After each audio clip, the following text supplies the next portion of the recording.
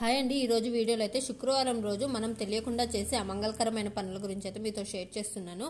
శుక్రవారం రోజు అయితే ఇల్లు కడగడం కానీ తుడవడం కానీ అసలు చేయకూడదండి. ఎందుకంటే మనం ఒకవేళ శుక్రవారం రోజు పూజ చేయాలి అనుకుంటే ఇంకా గురువారం రోజే క్లీన్ చేసుకోవాలన్నమాట. ఇంకా శుక్రవారం రోజు ప్రత్యేకించి ఎర్రటి పూలు కానీ ఎర్రటి గాజులు కానీ ఎవరైనా ఇస్తే వద్దనకుండా తీసుకోవాలి. శుక్రవారం రోజు ఆకుపచ్చని లేదా పసుపు రంగు దుస్తులు అయితే ధరించడం అయితే చాలా మంచిది. శుక్రవారం రోజు అమ్మవారికి తెల్లని పుష్పాలు మరియు పాయసాన్ని అయితే సమర్పిస్తే మీ ఇంట్లో సుఖ సంతోషాలు అయితే కలిసి వస్తాయండి. శుక్రవారం రోజు నలుపు రంగుల దుస్తులు అయితే అసలు ధరించకూడదు. శుక్రవారం రోజు పూజ గదిని కానీ పూజా సామాగ్రిని కానీ శుభ్రం చేయకూడదు. శుక్రవారం రోజు అమ్మవారికి తెల్లని పువ్వులు పాయసాన్ని అయితే సమర్పిస్తే ఇంట్లో సుఖ సంతోషాలు అయితే కలిసి వస్తాయండి. చేతికి మట్టి గాజులు వేసుకుంటే చాలా మంచిది.